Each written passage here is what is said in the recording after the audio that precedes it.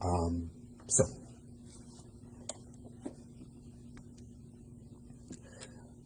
I feel like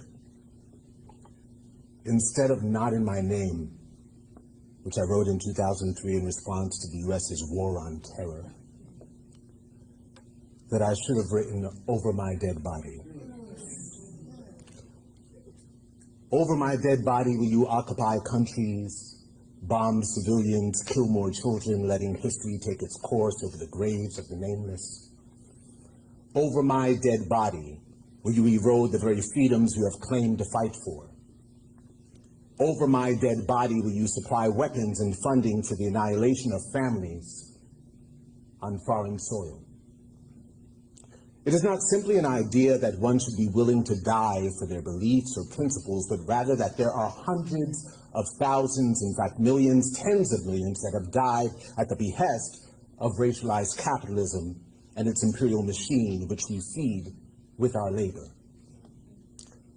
And if we are to bring the machine to an end, to halt its progress, we must indeed be willing to face what Thomas Sankara faced in Burkina Faso, what Marielle Franco faced in Brazil, what Patrice Lumumba faced in the Congo, what Chairman Fred Hampton faced in Chicago, what Berta Cáceres faced in Honduras, what Steve Biko faced in South Africa, what Leonard Peltier has faced for 48 years in U.S. penitentiary, what Assata Shakur has faced for 45 years in hiding, and what Ibrahim Traoré of Burkina Faso is facing right now. The fact is that the ruling class of the imperial machine is willing to kill, and we must find at least the organizing strength to halt our labor to kill the machine.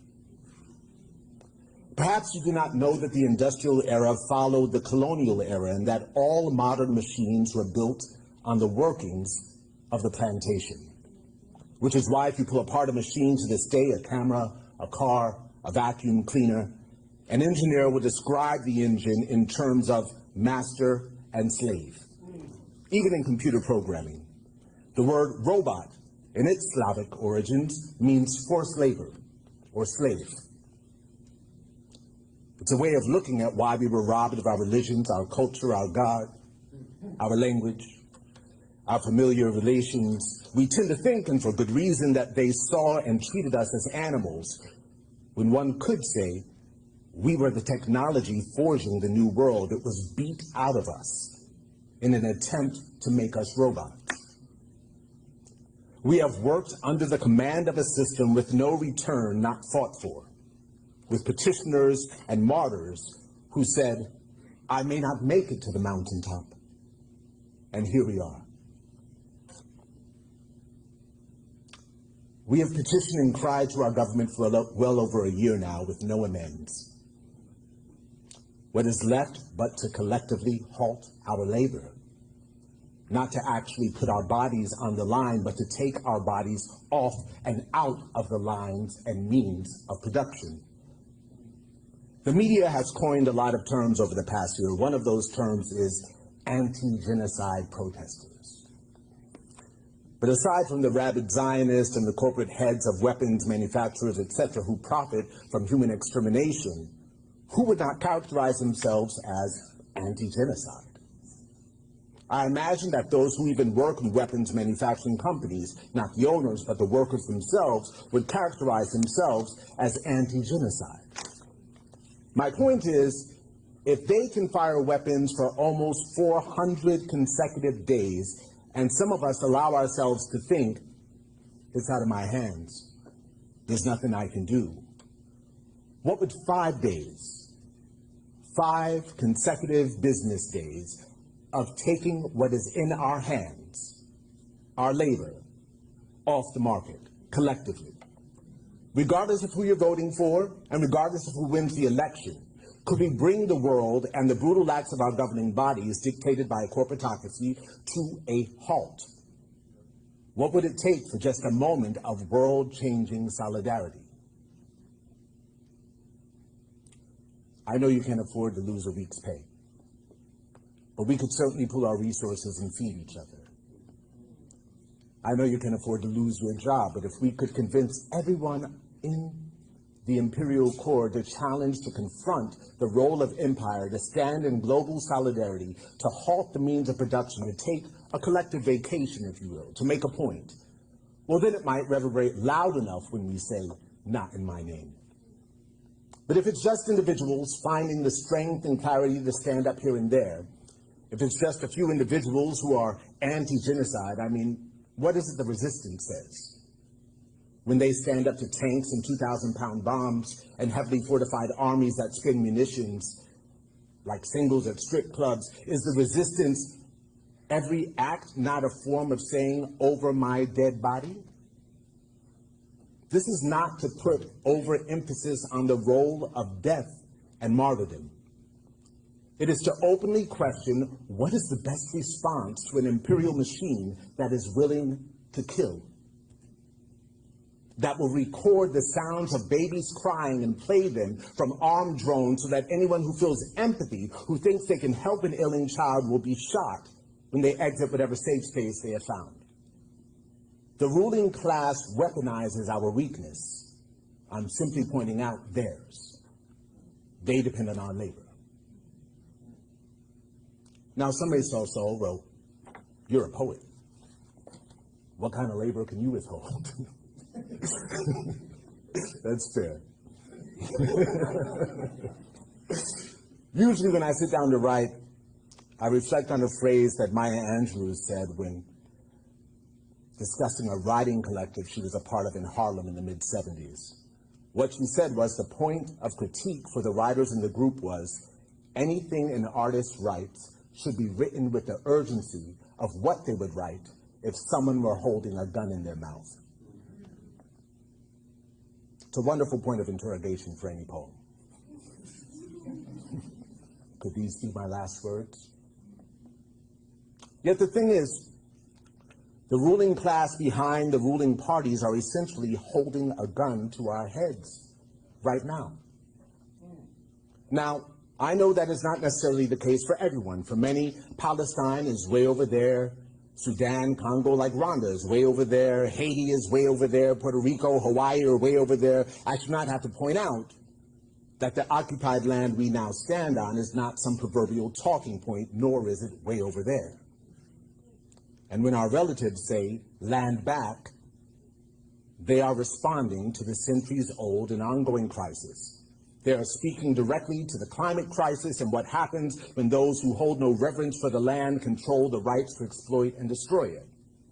They are speaking directly to land theft and wage theft. They are speaking directly to the health and health care of our people, all people, and the environment. They are speaking of the racialized capitalism that has served as the foundation of the system we find ourselves in to this day.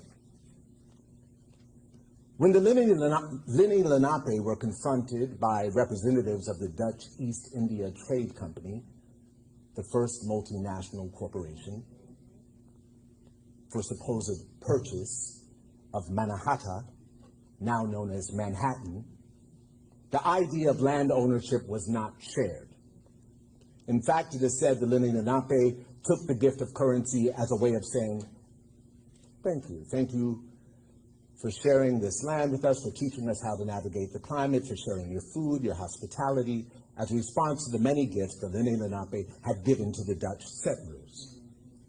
But the Dutch were angry after they were, in their minds, had paid a price for the land. They were angry that the Lenape did not take the sum and simply disappear, that they somehow saw the land and rivers as something that they would share. So the settlers began to repeatedly attack the natives when they would come too close to their settlement, and in fact decided to build a wall, a 12-foot wall around their settlement to keep the Lenni Lenape out. Now within these walls, which they decided to charge other traveling Europeans, fur traders, etc., to enter, they established the market. At this market, you could buy furs, horses, you could rent slaves. Yes, rent. You realize not everyone was in a position to buy one, or two or three. But if you were building a house or tilling land, you could rent enslaved Africans for a week or a weekend. You know, some of y'all might be flashing on the guys that you've seen standing in the parking lots of Home Depot. Like, what are they doing there? Well, this market where you could buy, trade, or barter goods that the Dutch East India Trade Company built within the walls of their settlement on the island of Manhattan still exists to this day. In the same exact spot, same exact location. It is called the New York Exchange or the New York Stock Exchange. And you may not think you are buying or renting slaves when stocks rise and fall, but the global majority, whose coffee, whose rubber, whose sugar, whose chocolate, whose uranium, whose oil, whose fossils in precious mineral form, whose labor these stocks depend on, would say different. The wall that was built around the settlement no longer exists. The only thing left is the marker that tells you where the northernmost part of that wall was. Wall Street. The wall that was built to keep the Lenni Lenape out. The root chakra of racialized capitalism and settler colonialism exists to this day. Like the wall that is being built to keep out the indigenous subjects of U.S. imperialism, dispossession, and destabilization in the south of this country. So, when I ask what would happen if we somehow found the collective solidarity beyond partisan politics and the simple fact that many, if not most, would agree that genocide, particularly as government policy, is not for the people, I ask it with the Lenni Lenape and the many indigenous peoples of this land in mind. In his renowned essay on civil disobedience, the poet and essayist Henry David Thoreau stated, "Most of all, I must see to it that I do not lend myself to the evils which I condemn." As a student at Morehouse in the early 90s, much of my political awakening can be attributed to time spent on Spelman College campus. It was there where 100% of the classes for my theater major were held. Under the tutelage of the late wizard-like theater director Glenda Dickerson, our playwriting teacher was a woman named Pearl Clegg. Pearl Clegg had recently released her book of essays and performance pieces called Mad at Miles, a Black woman's guide to truth, in which she provides a handbook for women in abusive relationships with men. At the tender age of 19, what first stood out to me was how she explained that she could not listen to the muted tones of Miles Davis's trumpet without hearing the muted screams of the women he was notorious for beating and abusing. It was a lesson in a line being drawn between a man and his music. I remember her list of signs that a man might become abusive, like punching a wall during an argument, and her instructions to women on how to read body language and know when and how to get out of the room. Perhaps the most memorable day in her class was just after the release of Dr. Dre's The Chronic. While walking across Spelman's campus, Ms. Clegg had been shocked to hear a song blasting from a young woman's street with the lyrics, "Bitches ain't shit but hoes and tricks." You know the rest. Her lecture that day, clearly improvised and mostly directed to the young women in the class, was not only lambasting the abuse of Dr. Dre, the abuse that Dr. Dre had heaped upon beloved journalist Dee Barnes and bragged about, but also of what it might mean to develop an abusive relationship with music. I and many of my classmates were transfixed by the conversation that day. At the time, I was a dancer for a local rap group and spent countless hours on the dance floor in clubs, concerts, and parties. I'd enter a party and make my way to wherever the circle of hardcore dancers that drew onlookers had formed. I lived in those circles. Yet the conversation with Pearl Clegg had suddenly made me a critical listener of what I was dancing to. And I began not dancing to songs I judged as blatantly misogynistic as a form of protest against the pull of my body. I found this to be nearly as difficult as dancing off beat, primarily because some of those songs, like Bitches Ain't Shit, had appealed to me as the most intoxicating beats I'd ever heard. Until then, I had no raging critique of popular culture.